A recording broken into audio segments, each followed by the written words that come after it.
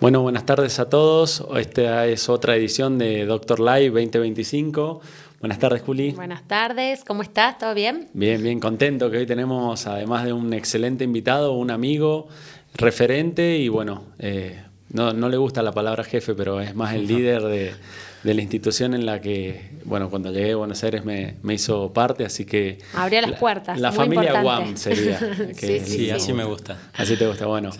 Ahora lo vamos a presentar. Antes que nada, para que algo que nos preguntaban mucho, sé que conocés el caso del Kun Agüero, vos que sos especialista en arritmias, contanos. Bueno, cuando pasó lo que pasó, que se hizo público, que es cuando él juega en el Barcelona y tiene un evento de arritmias en un partido que motiva que se vaya de la cancha. Sí, ahí lo estamos viendo en No vivo. sé si lo tienen en video. Ahí está. Él manifiesta un malestar, se da cuenta de que tiene una taquicardia, lo retiran y eso fue, ahí está. ¿Qué sería una taquicardia? Una para taquicardia es la gente? sensación del corazón muy, muy acelerado, Sí. más rápido de lo que se esperaría para el nivel de esfuerzo que está haciendo. Y siempre que hacemos un esfuerzo, la frecuencia cardíaca aumenta, pero gradualmente baja. Uno, si continúa con la sensación de taquicardia, nos pasa muchas veces en consulta de gente que siente una taquicardia que empezó con en el esfuerzo físico y luego continúa, bueno, ahí hay una normalidad. Claro. Una normalidad del ritmo cardíaco, que es lo que define una arritmia. Arritmia significa eso, anormalidad en el ritmo cardíaco. Claro. El ritmo cardíaco es tener una frecuencia cardíaca normal y una secuencia normal de latidos de acuerdo a la circunstancia en la que estamos. Bien. Y eso que él se agarra hacia el pecho mientras está, ¿eso es normal que los pacientes lo hagan cuando sienten esta...? Muchas veces, no siempre, Ajá. pero es uno de los síntomas. Uno de los síntomas es una opresión precordial, además de la sensación de taquicardia. Eso tiene un en el nombre, pecho. es un signo cardiológico, la sensación de opresión y poner la mano en completa. Hay que prestarle atención cuando la persona lo manifiesta así, porque es el síntoma de una situación cardíaca a tener en cuenta. Bien. El corazón está tan rápido que tiene una alta demanda de oxígeno y eso es lo que genera ese disconfort, esa molestia en el pecho, lo que motivó que sea retirado de la cancha. Está bueno capaz que aclarar que, como a veces yo les explico a los pacientes, como el corazón es como una casa, tiene una parte eléctrica y una parte de cañerías. Excelente. Como este paciente no tiene un problema de cañerías, que es el típico infarto, que el paciente se desmaya, por eso es que te queríamos preguntar, tiene un problema eléctrico. ¿Nos puedes contar que vos lo conocés desde antes al caso o cómo Sí. fue que se desencadena esto? Bueno, primero que nada, yo también uso ese ejemplo, me encanta, porque así como la casa tiene cañerías y tiene un circuito eléctrico, hay cardiólogos que son plomeros y hay cardiólogos que son electricistas. Yo Claro. soy cardiólogo electricista. Yo no destapo arterias, no destapo cañerías, sino que trato los problemas eléctricos del corazón. Y a veces se combinan las dos cosas. Si vos tenés, por ejemplo, un caño que se rompe, te puede afectar la parte eléctrica. Exacto. Bien. Y a veces la parte eléctrica está afectada y no es que afecta el sistema de cañerías, pero le exige más al cuerpo y entonces no hay un aporte adecuado de sangre. El caso del Kun Agüero, que aquí ya en el final de su carrera profesional, yo conozco el otro extremo de la historia, que es al principio de su carrera profesional. ¿Dónde lo viste? Yo lo vi en la Fundación Favaloro, yo empezaba a formarme como especialista en arritmias, ya era cardiólogo, Claro. y mi jefe lo estaba tratando, entonces me tocó atenderlo a él, acompañarlo, hacer ciertos estudios. Él ya tenía una arritmia en ese momento. O sea, ¿él ya sabía que tenía una arritmia o iba solamente para...? Ya sabíamos que tenía una arritmia, se Bien. le trató esa arritmia y eso permitió de que desarrolle toda su carrera profesional Bien. tan Bien. exitosa. Que no era la misma arritmia, eso es lo curioso. Bien. La arritmia que él tenía se llamaba una reentrante nodal, es una arritmia benigna, pero que limita en la actividad física. Claro. Lo que sucede es que muchas personas que tienen una predisposición, tienen una forma de arritmia, en otras ocasiones se desencadena otra forma de arritmia. Es de acuerdo a dónde aparece el problema, pero sigue siendo dentro del conjunto de problemas eléctricos del corazón. Lo que el Kun Agüero tuvo al final de su carrera en el Barcelona fue una taquicardia ventricular, Claro. que es una arritmia potencialmente más grave, por eso motivó que deje de la Sí, práctica. que en el video se podría haber desplomado y perder la conciencia, digamos, que Claro. entramos en el protocolo que siempre hablamos de reanimarlo, digamos. Así es. Eso no pasó. No pasó porque es una arritmia en un corazón estructuralmente sano. Sano. Eso es muy importante. Claro. El corazón estructuralmente sano tolera arritmias, estos trastornos del ritmo, aún con frecuencias muy altas, la mayoría de las veces. Sin embargo, hay veces que hay enfermedades que incluso tienen poca manifestación en la estructura, otras veces mucha manifestación en la estructura. Significa, cuando hablamos de la estructura, es el tamaño del corazón, el espesor de las paredes, y que si no detectamos a tiempo puede producir un desplome, que sería el otro síntoma. Me preguntaban recién de los síntomas. Claro. Esa sensación de opresión, la sensación de taquicardia, pero mucho más grave el desmayo, porque puede informarnos que durante ese momento el cerebro no está recibiendo adecuada cantidad de sangre. El corazón bombea tan rápido que no llega a llenarse. El corazón necesita un tiempo para llenarse. Al bombear tan rápido no se llena lo suficiente y no bombea la adecuada cantidad de sangre al cerebro, y eso es el riesgo de sufrir una muerte súbita, que lamentablemente cada tanto se informan. El fin de semana pasado fue el maratón, este domingo no, el anterior. Sí, el New Balance.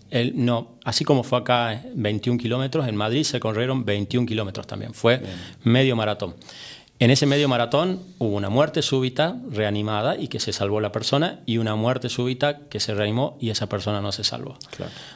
Cuando hacemos deporte de alto nivel de exigencia, existe un riesgo de poner de manifiesto enfermedades que están silentes o que tienen pocos síntomas, y que si no actuamos adecuadamente pueden sufrirse esas consecuencias. Para lo que es la prevención, que bueno, los cardiólogos nos dedicamos, sabes que nos gusta mucho esa parte, pero ¿qué estudios cardiológicos vos recomendás como arritmólogo hacerse a un paciente si va a hacer un deporte de alta competencia? Bien, una pregunta que me hacen mucho es ¿por qué, a pesar de que son deportistas de alto rendimiento, en ocasiones futbolistas, sufren una muerte súbita? Bueno, estamos viendo lo que se escapa, que es una minoría. La mayoría de las veces con la prevención prevenimos, claro, y evitamos que esas personas lleguen a esa situación. Lamentablemente hay grises sobre los que podemos hablar vinculado al deporte que se pueden escapar a los controles. Pero si nosotros hacemos un control a conciencia, es difícil que se escapen casos, y muchas no salen en los diarios, pero se salvan muchas vidas de ese modo, ¿sí? Claro. Y la valoración empieza por el interrogatorio, por saber qué antecedentes tiene la persona. Si la persona ha sufrido ya un desmayo, si ha sufrido un dolor de pecho, una falta de aire desproporcionada al nivel de esfuerzo que estaba haciendo, si en su familia hay personas que han muerto de causa, le llamamos súbitamente, que es de manera inexplicable, y más si ha ocurrido vinculado al esfuerzo, en personas jóvenes, ¿sí? Eso es un factor de riesgo a tener en consideración para evaluar con mayor profundidad.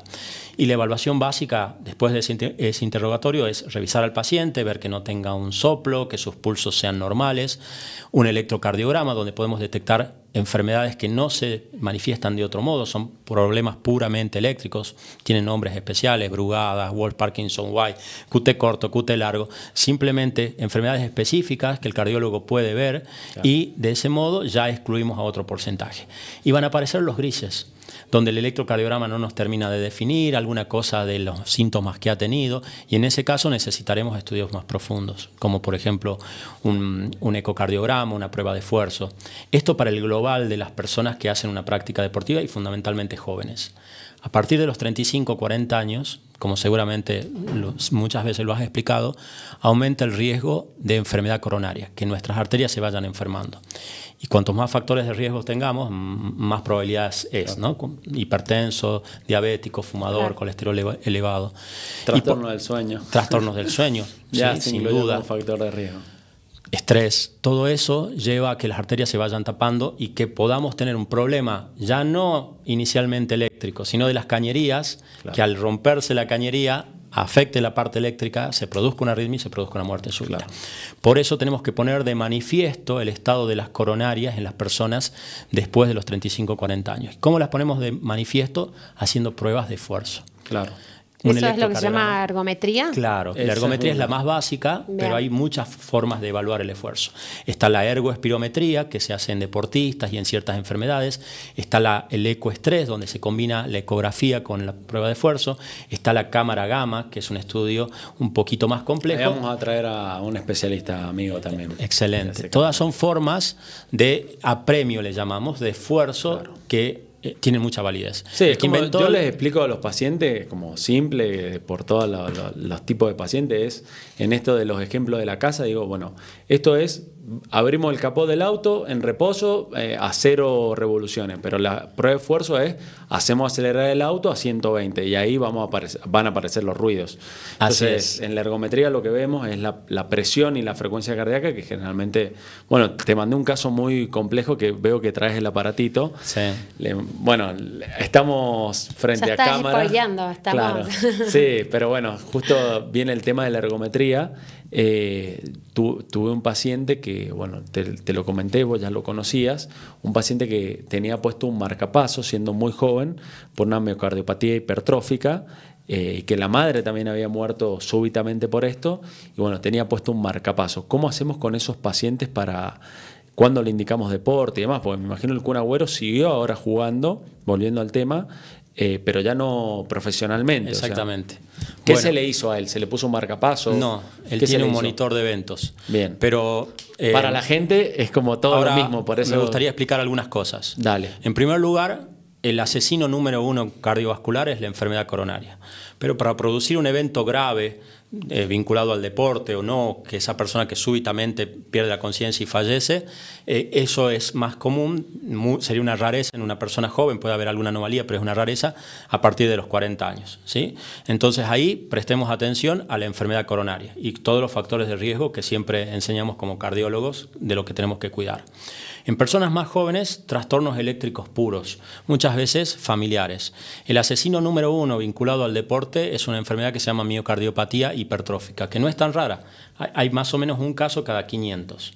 ¿Qué característica tiene? Las paredes del corazón son más gruesas. Normalmente la pared de un corazón de un adulto mide alrededor de 1 centímetro, 10 milímetros.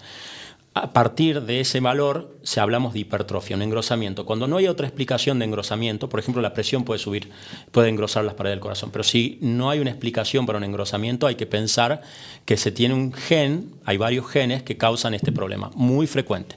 No todos son graves, pero a medida que más grueso es el corazón, más probabilidades de tener arritmias graves existe y es la principal causa de muerte. Si ven un deportista que muere súbitamente, hay muchos videos en internet de lamentables situaciones como esta. Sí. La mayoría han sido miocardiopatía hipertrófica. ¿Qué hacemos? Cuando lo identificamos, a ese paciente se lo excluye en la mayoría de los deportes competitivos. Pueden hacer deportes recreativos, pero no competitivos. O sea, el alto rendimiento está contraindicado en la miocardiopatía hipertrófica. Claro. Y el deporte que no es de alto rendimiento, en realidad se consensúa con el paciente. Las últimas normas dicen el paciente tiene que saber los riesgos y asumir que está informado y decide a qué nivel de esfuerzo va a hacer. Claro. Aún así, aunque no haga deporte... Pero, por ejemplo, ser árbitro de fútbol, profesor de natación, no se puede. Digamos, es que todo lo que implica un entrenamiento progresivo, ¿sí? El árbitro de fútbol es un deportista. Claro. Está entrenándose para poder acompañar y correr a la par del jugador de fútbol. Entonces, todo el tiempo está exigiendo su cuerpo un poco más. Eso es un entrenamiento progresivo. Eso no está permitido en ciertas patologías como esta, que es la más grave, no la más grave, la más frecuente, la miocardiopatía hipertrófica, el engrosamiento anormal de las paredes del corazón. Entonces, cuando identificamos eso, uno es la exclusión del deporte competitivo, no así del recreativo. Y lo otro es, en algunos casos, aunque no hagan un deporte competitivo, a veces con una simple discusión de tránsito o levantar una maceta, un esfuerzo un poco distinto, empujar un vehículo, se puede manifestar la arritmia grave. Entonces, en esos pacientes se implanta un marcapasos especial. Digo que es un marcapasos especial porque el aspecto es parecido. Acá traje 2 aparatitos. Ahí, esa es tu cámara, si la querés mostrar. Bien. Una es un verdadero marcapasos más chiquito y el otro es, como ven, de la misma familia, pero más gordito. Esto es un desfibrilador, que además de funcionar como marcapasos, está observando el ritmo cardíaco de manera permanente y cuando detecta que se dispara la arritmia, produce una descarga eléctrica para cortar la arritmia. Exacto. Todos estamos familiarizados por las películas, por las series del desfibrilador, que desde afuera se apoya y se hace una descarga. Claro. Bueno, Minkowski, un gran cardiólogo, inventó uno para ponerlo debajo de la piel y que esté ahí para cuando sea necesario. Hay casos en que no va a estar el médico, ese poquito de pacientes que se nos van a escapar, ¿sí? Van a tener que disponer de un desfibrilador. O externo, como el DEA, que es los desfibriladores de los lugares públicos, o cuando ya tenemos algo de información y es un gris, un desfibrilador implantable, ¿sí? ¿Eso es lo se lo ponen a través de una cirugía ustedes? Es una cirugía pequeña, es una cirugía con anestesia local en muchos casos, porque este dispositivo va debajo de la piel, en la región pectoral, y lleva 1 o 2 cables que van al interior del corazón, que entran por una vena, como si pusiéramos un suerito, se pincha una vena acá también de la región pectoral y se llega al corazón. Y ese cable es el que está detectando permanentemente el ritmo del paciente y a su vez la posibilidad de hacer una descarga. Como un disyuntor. Es un disyuntor. ¿Y eso en algún momento, por ejemplo, no sé, hay que cambiarle las pilas o tiene alguna...? Son circuitos integrados, entonces se cambian completamente de acuerdo al uso, porque si ha tenido muchas descargas se va a gastar rápido, se pero gasta la batería, aún cuando no se usen nunca, está teniendo un gasto de observación permanente. Claro. Y ese tiempo es variable, de entre 6 y 10 años se cambia el generador. Por eso tengo uno, porque es uno que está gastado, que hemos cambiado de algunos de nuestros pacientes. Claro. ¿Sí? ¿Venís de un procedimiento así? A la mañana he tenido un procedimiento de estos. Los marcapasos son para otros problemas del ritmo, más que nada cuando hay bloqueos, que son cuando el latido no se conduce de manera normal en el corazón y entonces la frecuencia es baja, es un problema distinto, pero todos son mecanismos de estimulación cardíaca. Claro. Perfecto, súper claro. Y otra pregunta, viste que muchos dicen, o sea, cuando tenés puesto un marcapaso no se puede hacer una resonancia o pasar, viste, por algún lugar específico. Sí. ¿Cómo sería eso? O sea, ¿se puede, no se puede? Sí, es muy buena la pregunta. Es típica. Una de las primeras cosas que nos dice la gente es un mito que no sé de dónde surgió, de si no hay más riesgo en las tormentas eléctricas. Claro. ¿Sí? Si el rayo nos va a caer más probable por tener un marcapaso, es un mito completo. No hay ningún riesgo. Se le va a caer Lucas, a la abuelita. Ahí va Lucas para tu mito. Los marcapasos son más comunes en las personas mayores, entonces por ahí la abuelita tiene un marcapaso y la esconden a la abuela cuando hay una tormenta eléctrica. No, es fantasía. No la expongan. Todo mito. Bien. Pero sí hay elementos de la vida diaria que podrían interferir con un marcapasos. Son cada vez menos. Por ejemplo, el horno microondas se recomienda que esté funcionando a un metro. Lo puedo encender con el brazo estirado y mantenerme a 1 metro del marcapasos. Pasar cerca no va a pasar nada, pero puede confundir en la programación si hay una influencia importante de las ondas de radiofrecuencia. Los detectores de metal tipo puertas como los que hay en aeropuertos también pueden afectarlo, por eso en general van a haber carteles en los aeropuertos de que uno tiene que pasar por el costado. Los nuevos detectores, que son los corporales completos, que por ahí se ven en Estados Unidos, en Europa, donde uno se para, no es una puerta, hay estudios nuevos que no afectan la programación del marcapasos, así que se puede pasar. Las resonancias es muy importante. Por suerte, hará unos 5 o 7 años, los marcapasos, en la mayoría de los casos, empiezan a ponerse con sistemas que permiten la resonancia. Claro. Entonces, si la persona tiene un dispositivo de los últimos años, puede preguntarle a su médico si es compatible o no con hacer resonancias. Se le activa un programa, que ya los más nuevos van a venir con activación automática en cuanto están en el resonador, por ahora hay que activarlo, y se puede hacer la resonancia y luego se desactiva ese programa. Pero ojo, hay personas que tienen un marcapasos puesto hace poco, se pusieron este año un marcapasos, pero es un recambio y tiene los cables viejos del anterior. Esos casos no se pueden. Claro, tiene que ser mismo, todo el sistema nuevo. Claro. Nosotros dentro de otorrinolaringología lo mismo pasa con los implantes cocleares, que también, claro, antes no se podía y ahora también viene un programa para que se pueda resonar el paciente sin ningún problema, pero sería más o menos, claro. Sí, yo les digo siempre que cuiden esa cajita que viene con el aparato, digamos, que vos ahora la traes, que es como su DNI, porque ahí el cardiólogo, el electrofisiólogo sabe qué aparato es, cómo se programa, porque cada uno tiene digamos, su tipo de computadora para programar. Hay 4 marcas distintas y eso es muy importante, la identificación, porque en caso de una urgencia uno tiene que ir a buscar. Las 4 marcas no logran ponerse de acuerdo, las 4 hay más, pero las 4 que hay de manera global son las principales, no se ponen de acuerdo en los mismos sistemas para controlar, por cuestiones de seguridad, de normas de cada país, entonces se controlan los marcapasos con equipos externos específicos para cada marca, y en el caso de una urgencia, ir a buscar lo de cada marca, no saber, es un problema. Cada paciente tiene que saber qué marca el marcapasos tiene. Claro. Perfecto. Y esto que quedó es un registrador de eventos del Kun Agüero. Y te decía que el Kun tiene el hermano más delgadito, no lo traje, pero tengo uno aparte de un marcapaso, de un desfibrilador, parecido, pero mucho más finito, parece un pendrive, o más finito incluso que un pendrive. Es como si fuese un termómetro mini. Exactamente, que se implantan debajo de la piel y funcionan como si fuera un holter o un electrocardiograma, pero permanente, y está detectando y grabando de manera permanente el ritmo del corazón. Y de forma remota. Y la capacidad de transmitir de manera remota a una computadora de un médico información si hay una arritmia importante. Claro, lo que salta sucedió, una alarma, digamos. Claro, lo que sucedió con el Kun es que él tuvo una arritmia importante que se trató, a él esta taquicardia ventricular que ustedes vieron en el video, tuvo un tratamiento específico, se quema el lugar donde se genera la arritmia, pero muchas veces esos tratamientos no son absolutos, no curan al 100%. De hecho, él volvió a tener episodios cortos.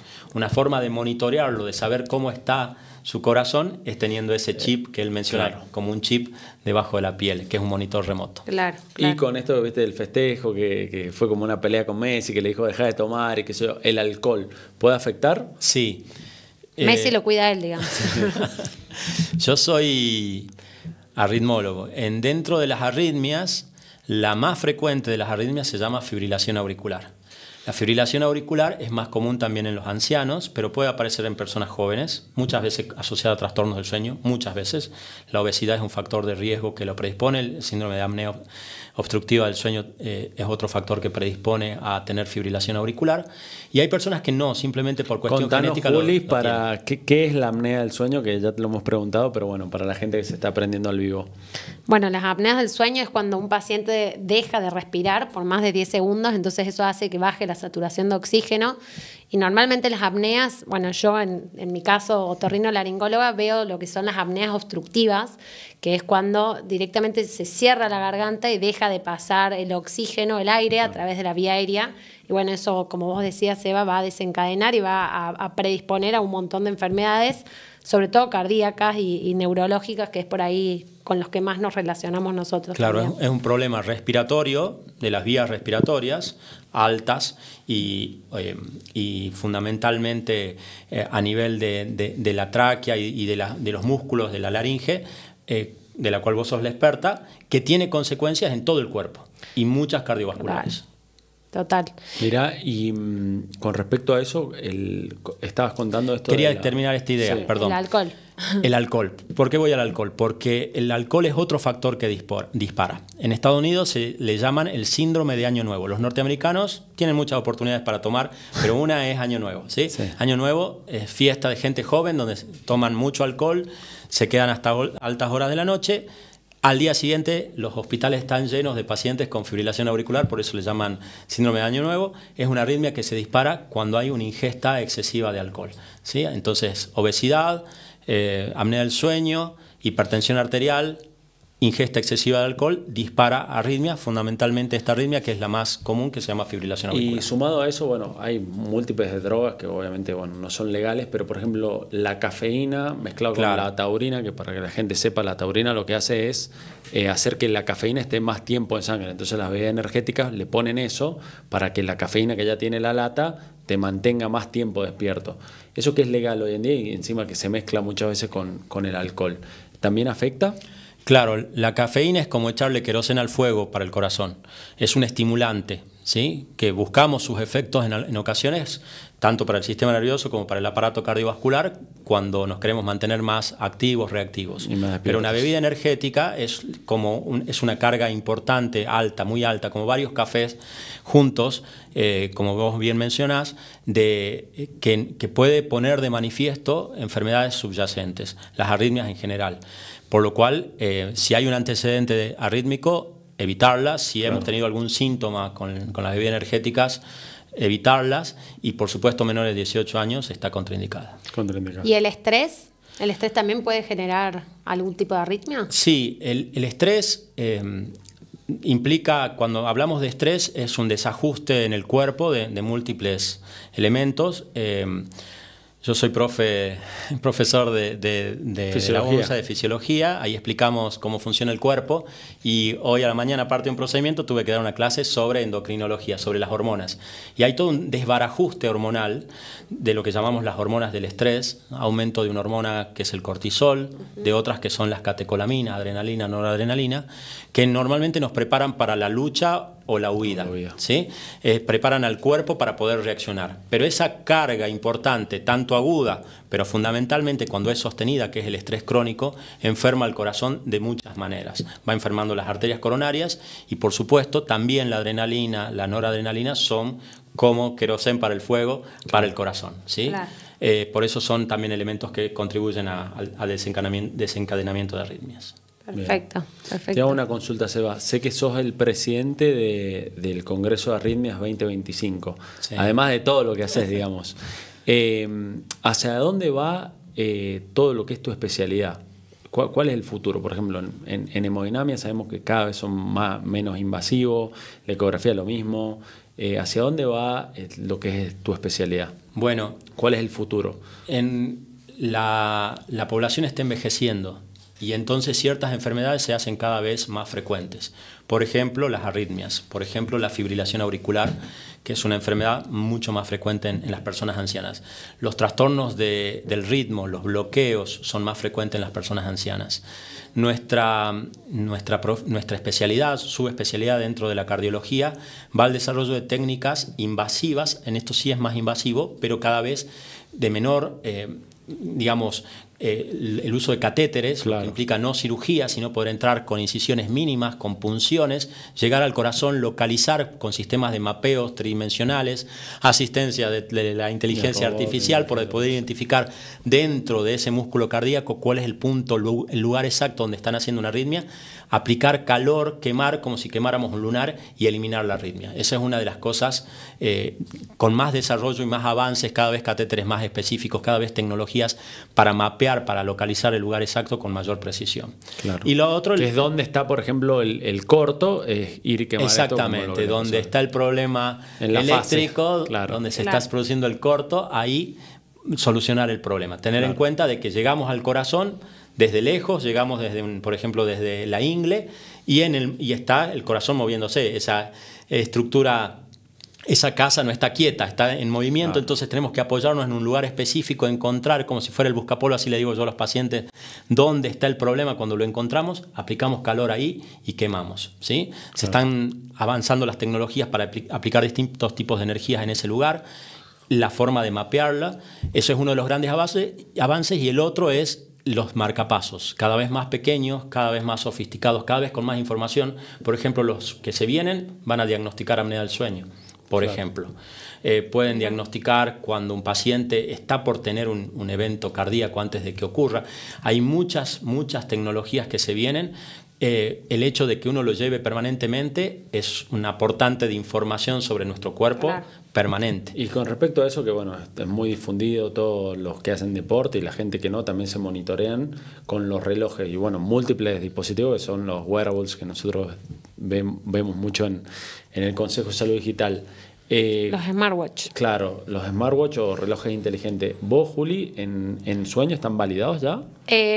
O sea, lo que pasa muchas veces es que, como decía Seba, cada vez hay más información que podemos rescatar. Eso no reemplaza al estudio que es como el gold estándar, que es lo mejor, que es la polisomnografía, que es el estudio específico para ver todos los trastornos del sueño, pero sí nos pueden aportar diferentes información. Pero vos, me imagino, Seba, te llueven con el reloj, me pareció muchas veces detectamos trastornos del ritmo a partir del reloj. El paciente, la persona consulta porque su frecuencia cardíaca, a veces con alarmas, hay software que te dice, tiene una frecuencia anormalmente baja, una frecuencia anormalmente alta, una irregularidad, eso es muy importante. La fibrilación auricular, que es la arritmia más común, me gusta insistir en esto porque tenemos que acostumbrarnos a diagnosticarla, es muy fácil de diagnosticar. Los latidos son completamente irregulares. Claro. Con tomarnos el pulso podríamos diagnosticar fibrilación auricular. Y si bien es mucho más común en ancianos, puede ocurrir en cualquier momento de la vida. Entonces, aprender a tomarnos el pulso es una forma, pero los relojes, hay anillos, hay muchas cosas que nos permiten detectar esa irregularidad y nos hablan de una alta probabilidad de fibrilación auricular. Lo interesante es que cuando diagnosticamos fibrilación auricular y la tratamos, podemos prevenir una consecuencia en otro lugar, que es en el cerebro. Claro. La fibrilación auricular es la causa de 3 de cada 10 ACV. Por eso tenemos que identificar y tratar esa arritmia. Para la gente que no sabe, ¿por qué la fibrilación auricular genera un ACV? La fibrilación auricular hace que las aurículas, que es una parte del corazón, la parte superior del corazón, no se contraiga adecuadamente. Entonces hace una vibración, pero no una contracción. Al vibrar, la sangre está enlentecida ahí. Y la sangre, cuando se queda quieta, se forma un coágulo. Bien. Y ese coágulo puede salir del corazón, viajar por la arteria más directa que tiene desde el corazón, que son las carótidas, y llegar al cerebro y producir una ACV. Bien. Por eso es importantísimo identificar pacientes con fibrilación auricular. Perfecto. Bien. Y Seba, otra pregunta. Viste que, bueno, yo no soy cardióloga, pero siempre por ahí vienen pacientes y me dicen, me siento mal, tengo palpitaciones, es como algo bastante común. Yo siempre me tengo que preocupar ante un paciente que tenga palpitaciones, ¿no? ¿Qué otras cosas puedo decirle? Sí. Más allá de vaya a ver un cardiólogo. Las palpitaciones no necesariamente son un síntoma peligroso. Los peligrosos son estos desmayos inexplicados que no tienen síntomas previos, los dolores de pecho, la falta de aire excesiva, la sensación de taquicardia muy rápida que genere otros síntomas, pero el palpitar es sentir el corazón. Nosotros en condiciones normales no lo sentimos, pero en algunas circunstancias lo podemos sentir. Por ejemplo, personas muy delgadas, acostadas, más si estuvieron haciendo esfuerzo físico o una situación de nervios, se recuestan. Estuvieron liberando dopamina con los reels acostados. Claro, descargamos ahí hormonas que estimulan al corazón y el corazón empieza a golpetear el pecho, lo sentimos más si nos ponemos del lado izquierdo. Eso es un palpitar normal. Claro. Si estamos mal emocionalmente, podemos sentir el corazón. Hay circunstancias que el estrés, la angustia, la ansiedad se manifiesta a nivel cardíaco con ese palpitar y no necesariamente es un síntoma relevante. Y hay arritmias benignas, donde uno siente una irregularidad ocasional. El corazón está latiendo normal y cada tanto uno siente un latido distinto. Bueno, no suele ser un síntoma preocupante, motiva una consulta, motiva estudiarlo, está bien evaluarlo, pero no es de entrada un síntoma preocupante. Claro, y para la gente que no sabe, ahora esta paciente joven que te mandé, la paciente también venía trabajando en la PUNE y demás, sentía palpitaciones, normalmente pensamos que no es nada, que capaz está angustiada y demás. Le hicimos un Holter de 24 horas, que es un electrocardiograma que lo tiene 24 horas, y aparece una arritmia. ¿Qué sería la ablación, si puedes explicar? ¿Y por qué hay veces que esas ablaciones vuelven, esas arritmias, a pesar de la ablación, vuelven? El término ablación significa sacar, por eso lo asociamos más a ablación de órganos, ¿sí? Sacar órganos para usarlos para un trasplante. Claro. Ablación a mí no me gusta porque asusta a los pacientes, pero simplemente significa sacar. Y la forma en que sacamos es quemando. La mayoría de veces se puede usar frío, se puede usar un láser, pero lo más común es con calor. Y quemamos en un lugar puntual, eso que yo te mencionaba recién. Buscamos dentro del corazón dónde está el cortocircuito que genera la arritmia, el palpitar, no para todas las palpitaciones, para taquicardias muy molestas, muy frecuentes, que pueden poner en riesgo al paciente en algunos casos. Se aplica calor en ese lugar, se quema el circuito y se cura. Como todo tratamiento, no es 100% efectivo. Digamos que en términos generales de alta efectividad, más de un 90% de probabilidades de curar la mayoría de las arritmias, pero son tejidos vivos. Hemos quemado y lo mismo que un lunar o alguna lesión de la piel, quizás vuelve a salir y haya que hacer algún retoque en el mismo lugar, pero es una minoría de los casos. Bien. ¿Y hay algún mito en tu especialidad que quieras decir, bueno, más allá de la tormenta eléctrica, que ya sabemos que no pasa nada, ¿hay algo más que por ahí el paciente venga varios comentándote lo mismo? Más que mitos, hay cosas como conductas que a mí me parecen que tenemos que erradicar, que tenemos que educar a los pacientes. Por ejemplo, que el corazón no duele, ¿no? Muchos te dicen eso, el corazón no duele. El corazón sí duele, lo que pasa es que tiene un dolor específico. Entonces, dolores tipo puntadas en quien no tiene factores de riesgo, una persona joven, no nos preocupan. Pero si en el deporte sentimos síntomas extraños, en el esfuerzo físico sentimos síntomas extraños, opresión de pecho, estas palpitaciones rápidas como vimos en esta imagen, un desmayo, no duden en consultar. Bien. Todo lo que aparezca vinculado al esfuerzo físico, no dudan en consultar. Porque es ahí donde aparecen los ruiditos que dice Alfred, ¿sí? Una cosa es cuando vas a comprar un auto usado y lo ves hermoso estacionado, y otra cosa es cuando lo arrancas. Ahí empiezan a aparecer los ruiditos cuando que lo subís a la ruta. Exactamente, y al corazón es lo mismo. Claro. El esfuerzo es una prueba diaria. Y existen los gladiadores, cada vez más los gladiadores del fin de semana. Así se les llama a esos que durante la semana no hacen nada y se matan corriendo en la cancha, en el partido partido en el partido del de sábado. fútbol, en la bici o en lo que sea. Claro. Esas son las circunstancias más riesgosas. Mira, Seba, y vos que también, bueno, ya vamos a charlar un poco de vos, pero que estás también muy involucrado en el deporte y demás. Acá nada, la naturaleza lo permite, hay muchos grupos de trekking que se van al medio de la montaña, que no hay señal y demás. ¿Cada cuánto, si es que lo recomendarías de estos guías de trekking? ¿Qué capacitaciones te parecería que estaría bueno que hagan? Y si cada cuántos alumnos o de estas personas que ellos guían, estaría bueno que lleven un dispositivo como un DEA. Es muy difícil, no conozco ningún grupo y en ningún lugar del mundo que lleven un DEA. Podría llevarse porque es totalmente transportable, ¿sí?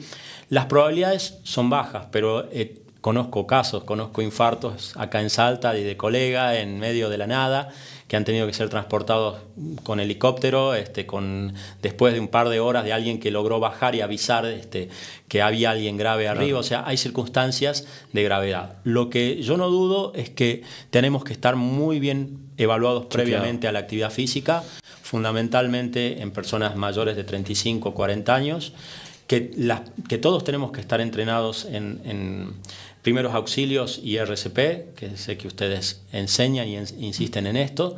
El DEA, para que tenga una relevancia clínica, tendría que ser en lugares donde hay una alta circulación de personas.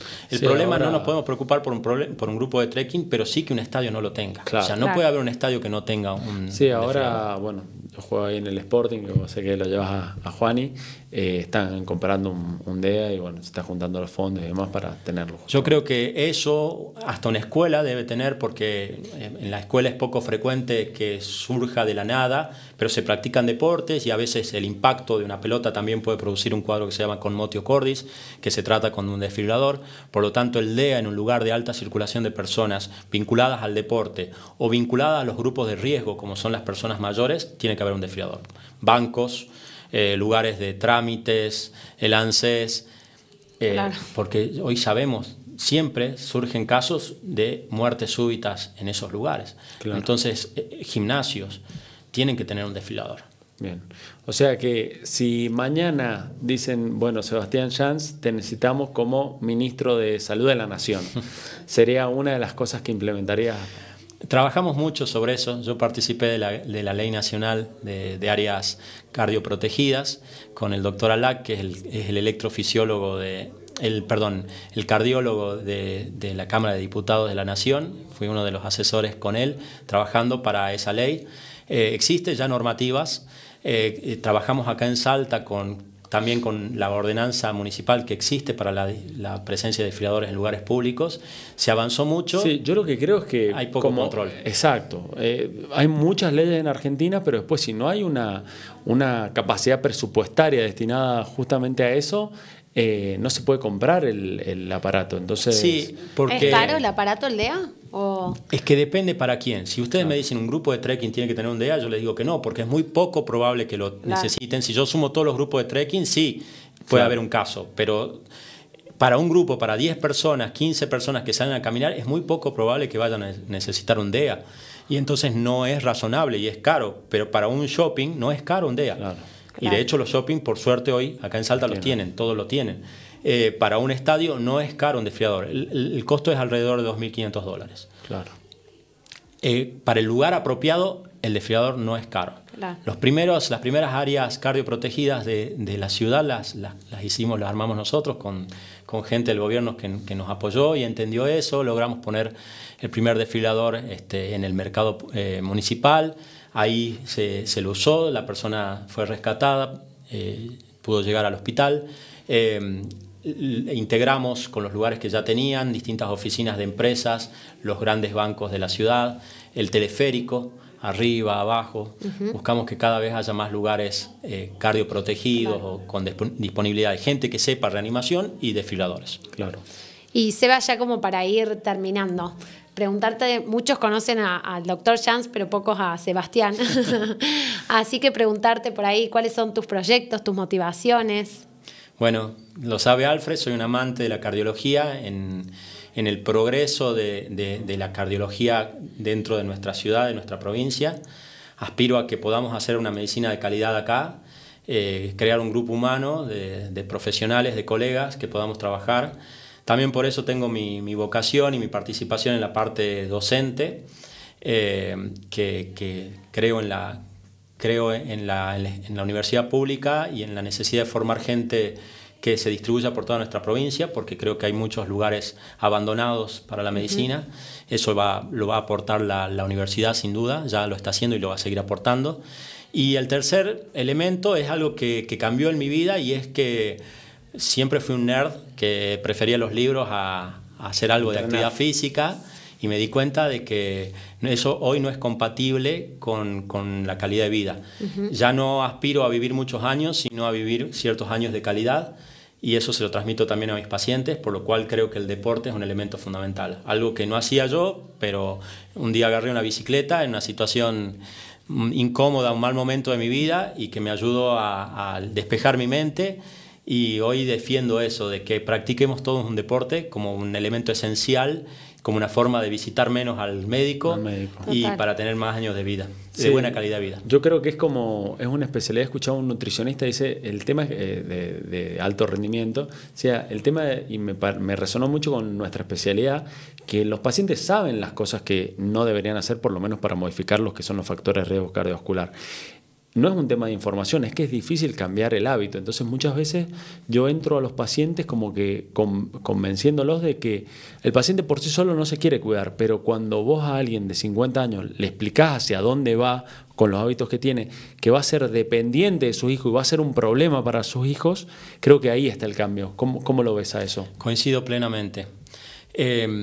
Cuando yo le digo a un paciente que empiece con un medicamento o que haga un cambio en alguna cuestión de su vida, le digo, pensate de acá a 20, 30 años cuando hablo con personas jóvenes, porque lo que estamos buscando es eso, no es vivir muchos años, eso no solo depende de nosotros, hay un factor genético, un factor suerte, como lo quieras llamar, pero hagamos todo lo que depende de nosotros para tener calidad de vida. Es la extensión de los años útiles, no de los años para estar en un estado vegetativo, ¿sí? La medicina ha extendido mucho los años de vida. Todavía le falta mucho para cambiar los años de buena calidad de vida. Claro. Total. Y Totalmente. Muchos pacientes que tienen 50 años, yo lo que les hago la referencia, le digo, ¿vos te acordás lo que viviste desde los 20 a los 50? Y es como toda la vida, pues son 30 años. Bueno, hasta los 80, si vos te cuidás y haces las cosas y tomás las pastillas y haces deporte, Es otra vida. te queda literalmente otra vida. Entonces hay que como tomar conciencia de que te quedan 30 años y seguramente más, porque hacia dónde vamos, digamos. Pero el tema es cómo vivís esos próximos 30 años. Así es. Así Depende que, de hoy. Depende de hoy. Así Buenísimo. es. Bueno, Seba, ha sido un placer tenerte. La verdad que mucho su agradecerte. invitación. quedaba pendiente, agradecerte en lo personal, que bueno, lo que dije, me diste lugar en tu grupo humano, que es aparte de ser brillantes académicamente y que trabajamos en equipo en UAM, hay proyectos de ampliación y demás para seguir sumando especialidades y prácticas. Creo que lo más importante que tenés es la calidad humana. Karina, bueno, estuvo armando todo lo que fue las urgencias navideñas oftalmológicas, así que bueno, agradecerte por tu tiempo y el espacio que nos diste a los dos desde que llegamos. Gracias, chicos, y mucho éxito. Bueno, Gracias.